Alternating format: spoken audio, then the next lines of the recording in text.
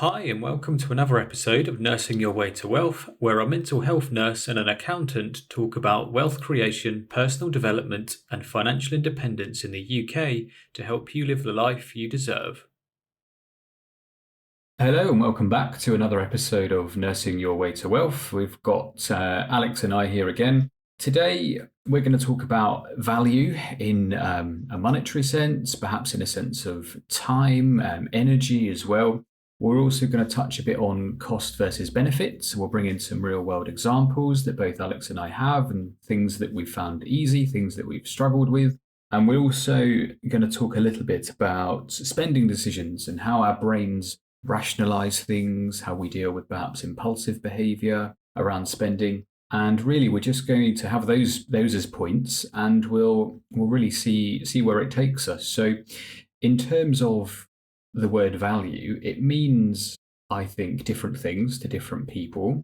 It's certainly the buzz phrase here is value for money. So if somebody thinks whatever product, service, or item, whatever they're getting is good value for money, which is different for everyone, that can increase your desire or ability to spend the money if you have it. And it's something that is used quite a lot by advertising companies and brands to part you with your hard earned money. So that's a general overview of the topic. So we're just going to dive a little bit into each segment, and we'll see what comes from there.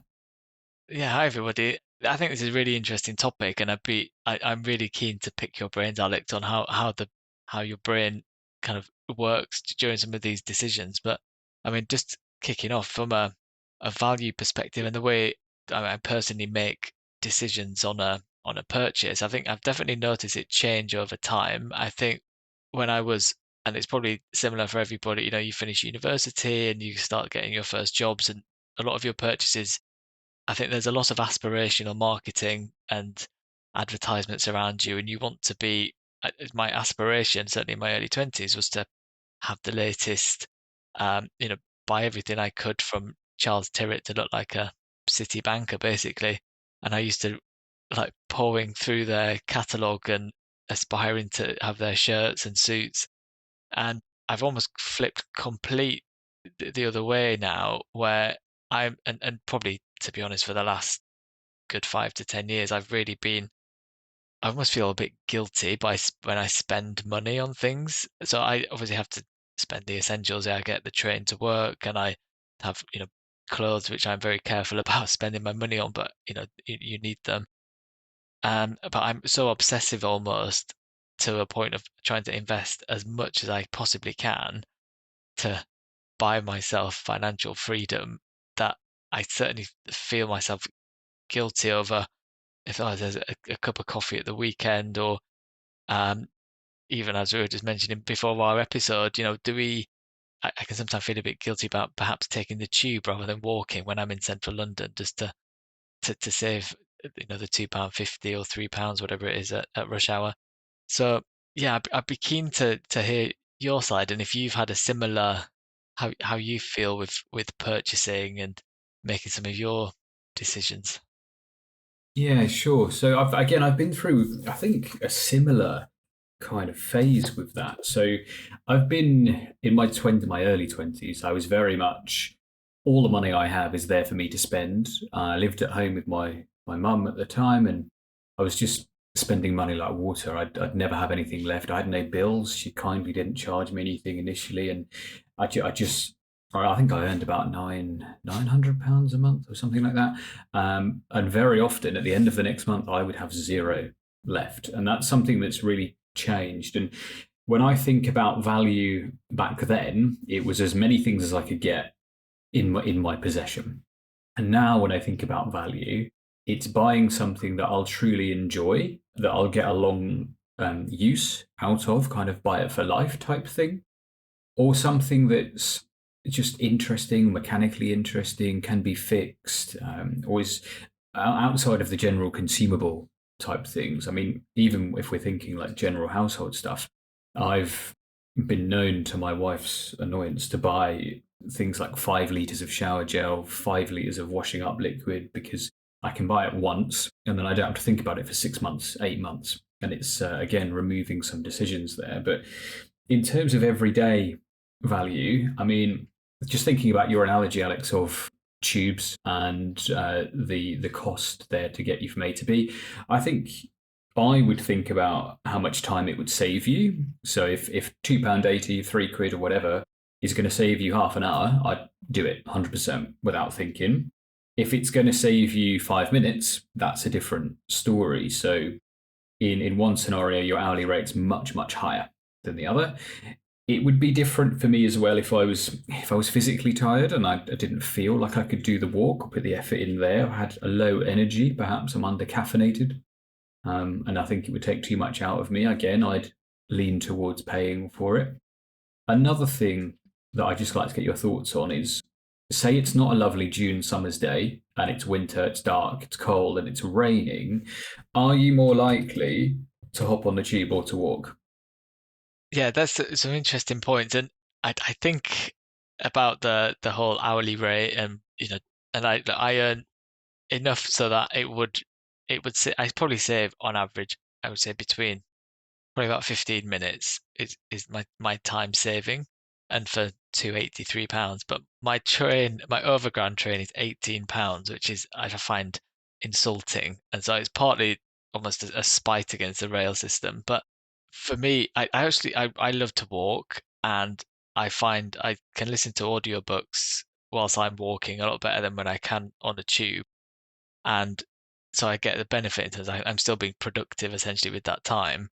But I enjoy the walk, and weirdly I do quite enjoy it when, as I did last night when it was like 1 degree and raining. I quite enjoy the fact that I'm outside and walking and being like battling the elements. I think there's reward you get when you finally get to the train and you kind of get a bit warm and you're on your way home. That is quite a cozy feeling, and I quite like that as opposed, and that's much more beneficial than just being on a sweaty tube.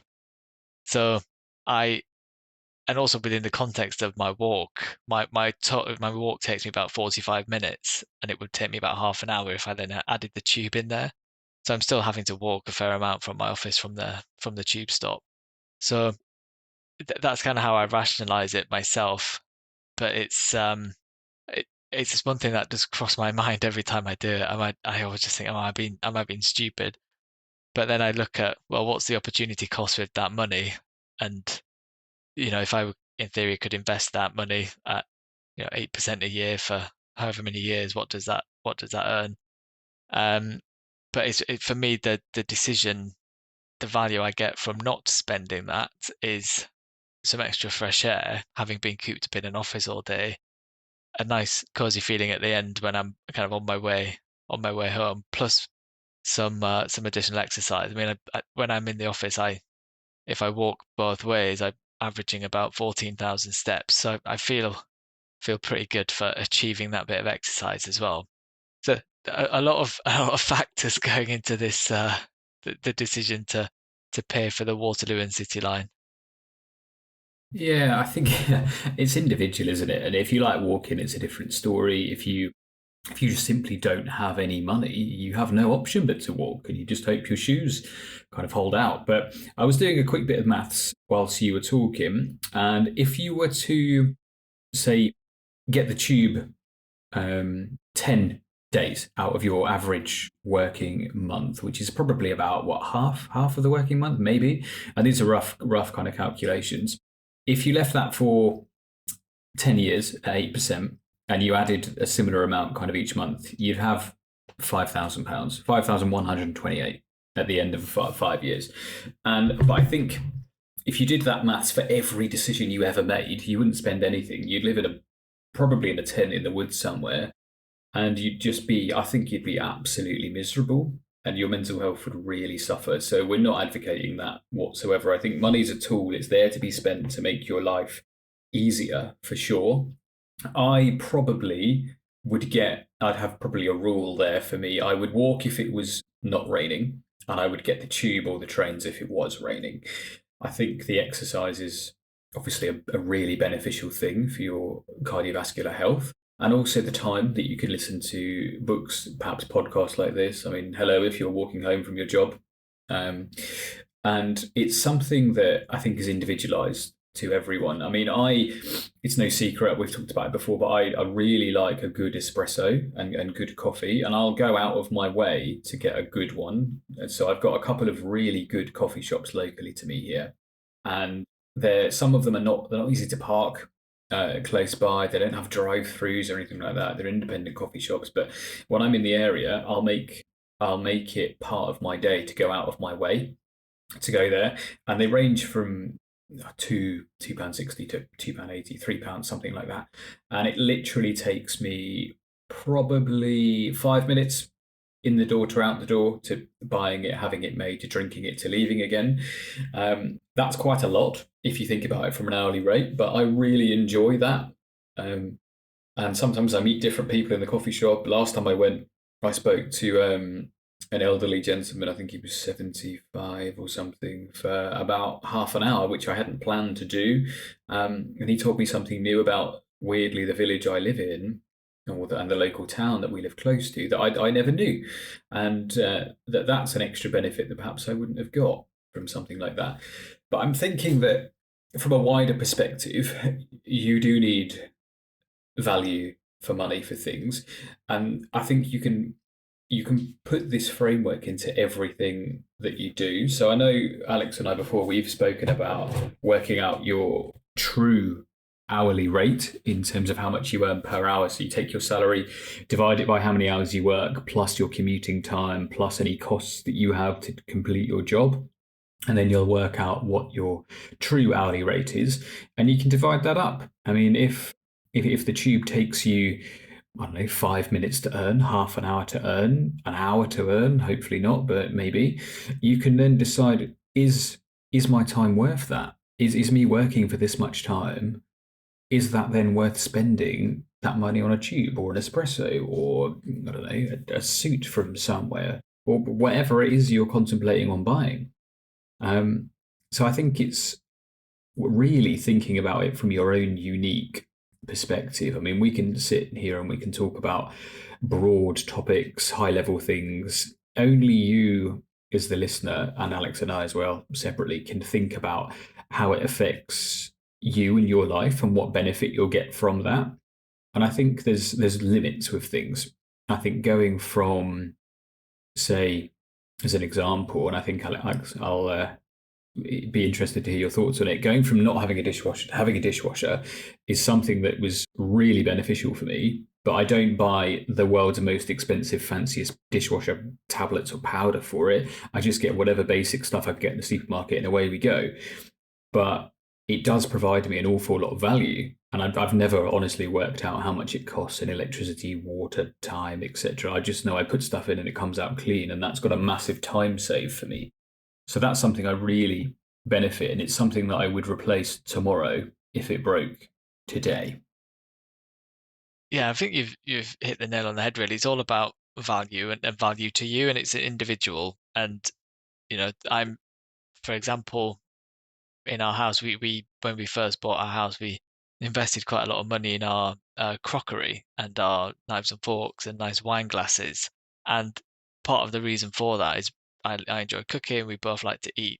We're both quite into food, and almost the idea of looking at the price tag of all that up front, it seemed a bit high. But what it's done is almost replace our need and our desire to want to go out, because every meal that we have feels special because we have the nice crockery, and it's not like, I think a lot of people will have a set of day-to-day crockery that they use, and then maybe some for best. We just use the stuff for best and all the time, so it's just normal. And that's and every time I take a nice sip of red wine from one of my nice wine glasses, it feels really good. And it's that thing. So for me, it adds a lot of value. Yes, you can buy wine glasses for 50p from IKEA, but it doesn't have the same feeling of, it doesn't add as much value to my life as the wine glasses that we have as another thing. And there's also another concept which it'd be good to get your view on, which is, I don't know if you've heard of something called lagom, which is it's LAGOM, and it's a Swedish concept, and it's about having not too much and not too little, but it's just the right amount. And we kind of Amelia and I have both kind of taken that to heart when when we bought our house and we renovated it and the things that we buy.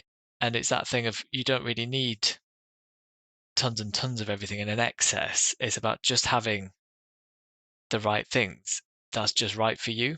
And what comes with that is a bit of contentment. And it's, I think, grounded frugality.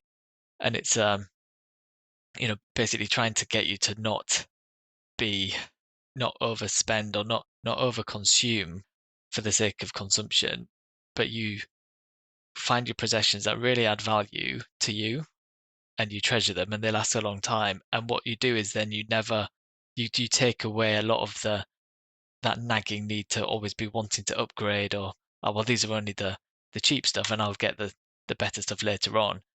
And we found that really, really valuable, just that concept as a whole. I don't know if you've heard of that before. I have. Weirdly, I think I picked it up in a book somewhere, but I can't remember what book it was. I mean, I think it's a really good concept. I mean, I looked it up whilst you were talking, and as a direct translation, only according to Google Translate, if you are Swedish and this is wrong, do email us and tell us. But it said it just means moderate. So it's like you say, not too much, not too little, but just the perfect amount. And having the things that matter to you means I think it means you're going to take better care of them and you're going to be careful. You're not going to lob your wine glasses in the dishwasher from halfway across the kitchen.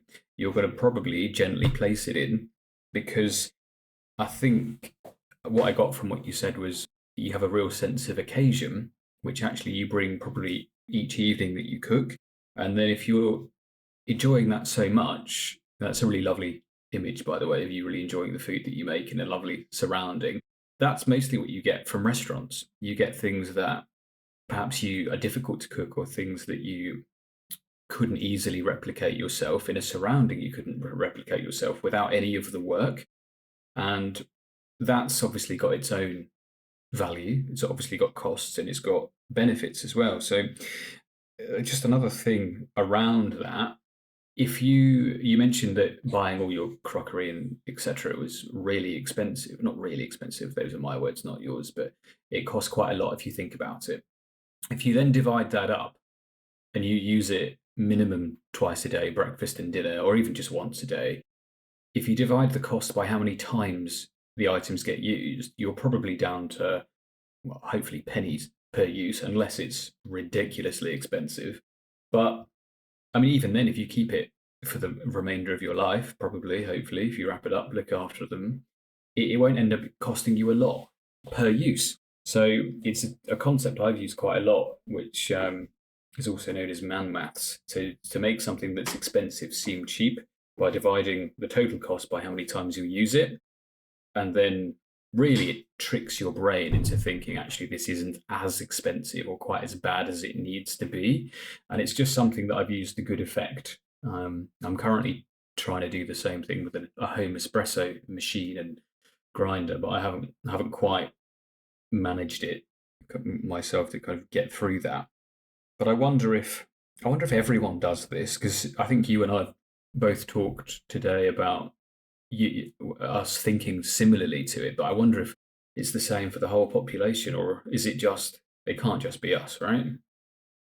Yeah, it was interesting as you were just saying that. I was had a smirk on my face because I do that a lot. With the cost per use is one of my favorite metrics to use, and yeah, I think for what I find is so there's the cost per use and the phrase "buy it cheap, buy it twice," which I quite like as well because I found this certainly with proper shoes like formal shoes and also proper walking boots for going hiking.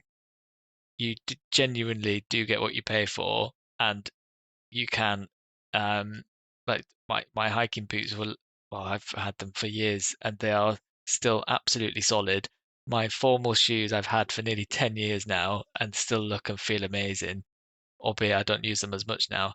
But it's I think that cost per use, even though the upfront cost could be higher, over time it tends to I've found it tends to last longer.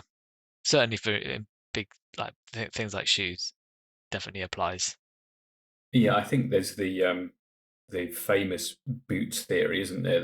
That probably everybody's heard of. But if you buy one good pair of boots, it'll outlast 10 pairs of rubbish boots. And I think, I mean, I have a similar thing. I bought a pair of boots a while ago, and I specifically bought them with a sole that could be removed and be resoled and rehealed.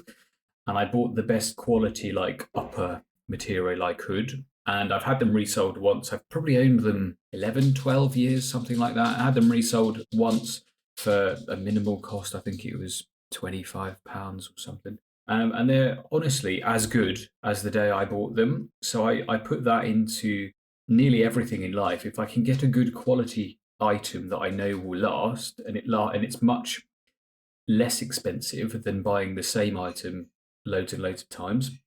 And have you ever heard of the phrase, it's expensive to be poor? So if you can only afford just the basic, cheapest item, you'll end up replacing it over and over and over again. And it actually works out much more expensive than buying the good quality, albeit more costly item in the first place. And it's something that I put into every avenue of life. For example, like car parts, repairs, tires, I'll always get good quality, like manufacturer type stuff, because I'm hoping then that it will last a long time and I won't have to replace it again in 12 months, 18 months time, something like that. And I do the same thing with just bringing it back to that Lagom concept about not too much house, not too much of this, not too much of that, but just enough. And this is something I've changed on. I used to have a go at everything myself, DIY this, try that, do that, because I could bring the cost of it down, and I didn't value my time at all. So now I've had a go at filling holes, painting, like decorating and things. I'm not good at it. And now I pay a company to come and decorate rooms. I do one at a time because it does cost quite a lot. But the finish and the quality of it is so much better than I could do, and they take half the time to do it. And I don't have to take a week of holiday to then basically half-ass a job that I then have to later, a couple of years' time, I think, well, I'll have to get a professional back in to do it. I'd rather it be one and done, and then I can just move along and I can forget all about it because it's done. Yeah, that's interesting with on the DIY point. I mean, I take probably a bit of a hybrid approach. Anything which is, I painted every wall and ceiling of our house when it was needed. To be honest, I quite enjoy the process of painting. And I think the finish, I tended to get better as I did more of the rooms. Probably isn't to the standard, I guess, of a professional, but I think it's nobody said otherwise. So I think it hopefully is done well. And I think good quality paint definitely helps. But anything to like plumbing, or we've got our fences blown off, so we need to get the fence buy some new fencing. So that's definitely one thing I did toy with maybe trying myself, but then you just realize these guys are skilled and just pay them. So and anything usually related to the boiler or loft insulation that needs putting in, so things like that I'll pay for a professional to do. But yeah, I completely get the thinking, and I think it's more common than not to not try and botch up DIY jobs. But yeah, for painting, I actually quite enjoyed doing that. Yeah, I mean, for painting for me, I've painted our kitchen here once myself, and I actually bought a color called cornflower white, which I assumed was white, but then I learned that cornflower is actually blue, so it's a real faint blue, which I obviously didn't like or didn't match or anything. That was just not good, so I ended up having to pay for that. So I think that was probably the straw that broke the camel's back for that, really. But I think I take a measured approach. I mean, I work pretty hard. I earn what I earn, and I think getting a professional to do something, they can often do it more quickly with better quality, but it costs. So it's a bit of the triangle, isn't it, of cost, quality, and time, I guess. But if we think about it, like if, say, someone's got an accountancy job, or someone needs, I don't know, to be injected with insulin, vitamins, whatever, I can do the accountancy job right now and it will take me 10 minutes. You will take 2 weeks to do it. But who would you pick to do it? It's 100% going to be you, because that's your wheelhouse. You know that inside out, and what you do will be right. I could fluff it in 10 minutes, get it all backwards, cause a lot more probably emotions to come out of you, and then you'd have to go back and get a professional to do it later anyway. And the same thing, like if Alex and I are both holding, I don't know, insulin to give someone, and he can do it right now, but it'll take me 10 minutes just to work some stuff out to make sure I get it right. Who are you then going to pick to do it? And I would hope it would be me. And if not, I would probably put my hand up and say, please, could it be me? And at the same time, I wouldn't attempt to do something like you say, anything water, electrics, foundation, structural, I just don't touch, because there's too much damage I can do through my incompetence and my lack of knowledge in that area. So I can do more damage trying something and getting it wrong and it would cost a lot more to rectify than if I just rang a plumber or an electrician or builder or whatever in the first place. So I think there's time and ways to do things yourself, and there's things to do to get professionals to do, for sure. Yeah, absolutely. And I think it's for me, what's important is it's having that thought process and making that conscious decision when buying something and weighing it up, rather than just mindlessly just spending. And I think if you get into one of those positions, I think, as we were chatting previously about, it's never been easier to spend your money and have things delivered to your house. You don't even have to there's no effort needed now, and you can be fed and clothed and watered like from your doorstep. So, and things like, Uber Eats or Just Eat have made takeaway or restaurant meals available at your doorstep, that it's within like 10, 15, 20 minutes. And I think it can be quite easy to almost get into the habit of, you don't think about your meal planning or meal prep. You can just go, oh, I'll just order from Uber Eats, or I'll just order from Just Eat. And that then just becomes a habit where you're mindlessly then spending your money, and it then becomes, your lifestyle starts to creep up. And then, if 3 or 4 days out of the week you're conditioned yourself to just be ordering the takeaway, you've then lost any control, and you've lost that almost putting sand in the gears of your decision making machine when it comes to things. And you can always take things to an extreme, but it's looking at what is the cost v benefit, and making sure that you're weighing up both sides of that equation before making a choice. Because I think the more mindful you are of that, and the more mindful you are of your longer term financial goals, you'll make the right decision for you. So that's kind of how I think. I like how I try and think about my things. And yeah, hopefully that, I wonder if that makes sense to you, Alex. It does. And just to flesh it with a little bit of science, what we're talking about here is your sympathetic nervous system and your parasympathetic nervous system. So just briefly, I mean, your sympathetic nervous system keeps you on alert, keeps you active to things, keeps you on lookout for potential dangers. And it involves chemicals such as stress or cortisol and adrenaline. And it's just hyper alert for things. That's what's kept us alive. And then your parasympathetic is really the rest and digest kind of mode. So everything's relaxed. I'm not in danger, well fed, and I feel a bit sleepy. So when brains spend a lot of their time in either state, and it's normal for your brain to swap between states and your body to swap between states, and then say you're in your parasympathetic and you're resting nicely and you don't want to think, and then you think, actually, I'm really hungry, I've got to cook now, I've got to do all these things. Your brain can put barriers in the way of thinking, oh, it's too hard, I haven't got any clean plates, didn't turn my dishwasher on, didn't do XYZ, it's too much, let's just order out.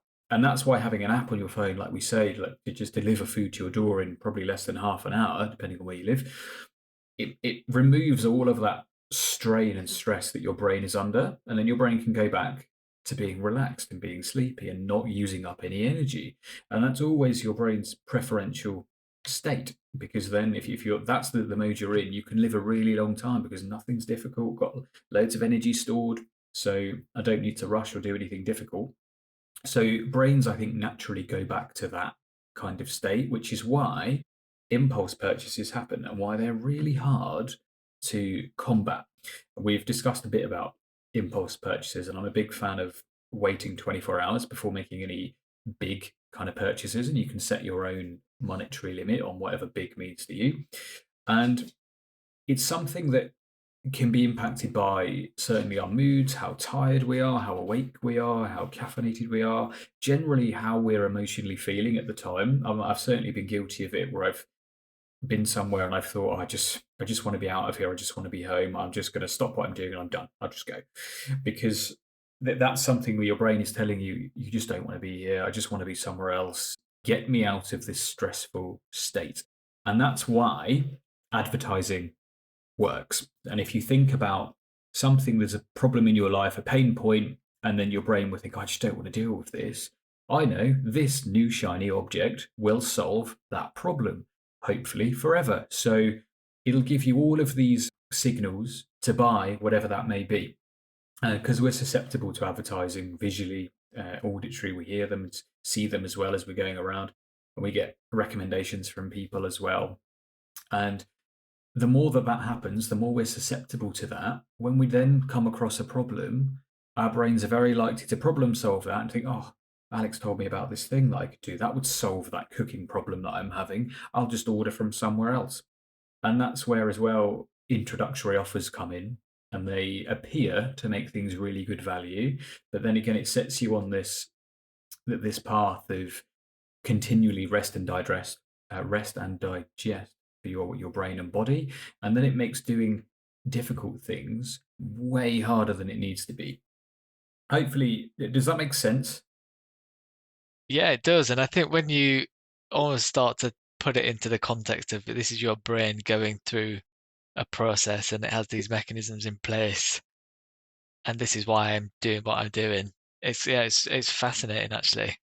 And yeah, being aware that my brain wants to be resting and doing nothing. So it's probably quite difficult actually to then be consciously pushing beyond what your brain's telling you not to.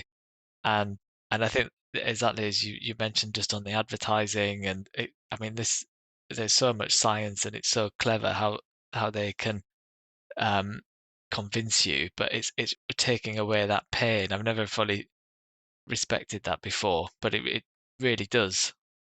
Yeah, really interesting. Yeah, thank you for your explanation. Well, I hope it made sense, and I think it's an important thing that certainly with advertising, there's a lot of people paid an awful lot of money, and their job simply is to remove money from your pocket and put it in someone else's by giving a product of whatever sort. So really, our key message here is think about value for the things that you're spending, but don't overthink it. Don't become like paralyzed by choice, decision paralysis, as it's known. But think about how much things cost, what value you'll get out of it, whether you actually need whatever it is. And if you decide that you don't need whatever it is you're considering to buy, think of a use for that money. Your brain, you almost spent it. So think of a different use for it. Where can you put it to get maximum value for you? We would suggest invest it, add it to your emergency fund, perhaps spend it on something that you'll truly get value from, that's not an ornament or a knickknack or something that you think you need to have right then. Spend it on a fabulous dinner somewhere you wouldn't normally go, and you'll really get some actual good enjoyment from it. So really think about the decisions you make. You only get one life, and what you're actually doing is spending your time and your energy working for money to trade that energy and time you're putting in for something that's not particularly valuable, that doesn't add a lot to your life, that you buy on impulse, seems a little bit nonsensical to me. So take a breath, just pause, think about whether you need it or you want it. There's a very big distinction between those two. And what problem will it solve? Can you do it a different way? And really, can the money be used to give you financial freedom, to give you the freedom to do what you wish with your time?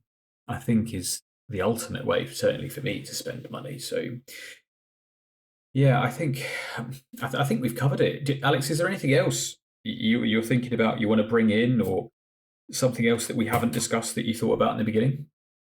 No, I think, to be honest, that's been a really comprehensive session. I think with you're reeling off the do you need it, or is it a want? What else can you do with the money? I think it should be published on that people should be given them on cards to carry around in their wallets whenever so they can see it every time they're about to make a purchase.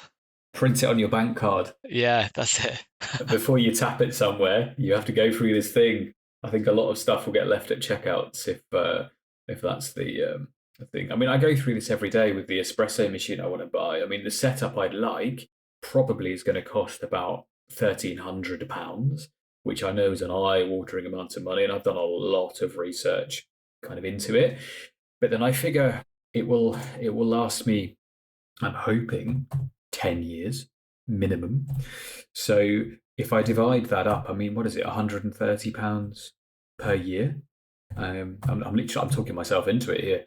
Yeah. 100. Yeah, £10 a month, isn't it? Yeah, right. £2.50 a week. I mean, so one coffee a week. So for 10 years. What you're saying is I should do it, right?